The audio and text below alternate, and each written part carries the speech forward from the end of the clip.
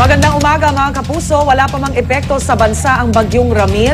Binaha na po ang malaking bahagi ng Visayas at Mindanao dahil sa masungit na panahon. Sa ilang lugar sa Negros Oriental, umabot hanggang bubong ang baha, kaya lumikas sa mga residente. Isa naman ang patay sa Bulan, Sorsogon matapos matabunan ng gumuhong lupa.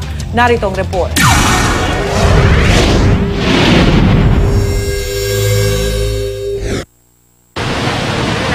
Dahil sa malakas na pag-ulan at pag-apaw ng mga ilog, binaha ang 3 bayan at isang lungsod sa Negros Oriental.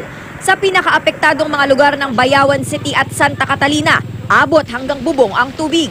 Sa taas ng baha, ang lalaking ito na stranded sa atik ng kanyang bahay.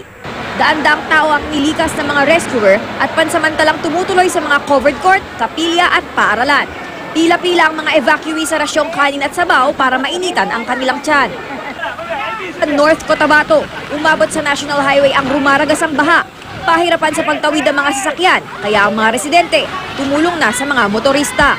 Ang mga maliliit na sasakyan, hinila ng mga kuliglig, bulldozer naman ng militar para sa malalaking sasakyan. Hanggang sa tuluyan nang isinara ang kalsada. Ang mga stranded na motorista, isinakay na lang sa army truck para makatawid. Sa Sultan Kudarat, Maguindanao, di bababa sa 6 na barangay ang binaharin dahil sa pag-apaw ng ilog. Kaya ang ilang residente, nagbangka na lang. Nagdulot din ng matinding traffic sa iba pang bahagi ng lungsod ang pag-ulan.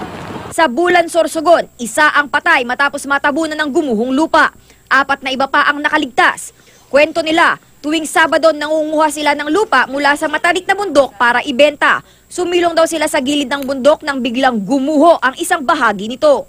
Dahil din sa masamang panahon, pinansela muna ang biyahe ng mga fast craft na biyaheng Cebu at Bohol. Bukod kasi sa ulan, binabayo rin ng malakas na hangin at alon ang mga baybayin doon. Para sa unang balita, Athena Imperial reporting.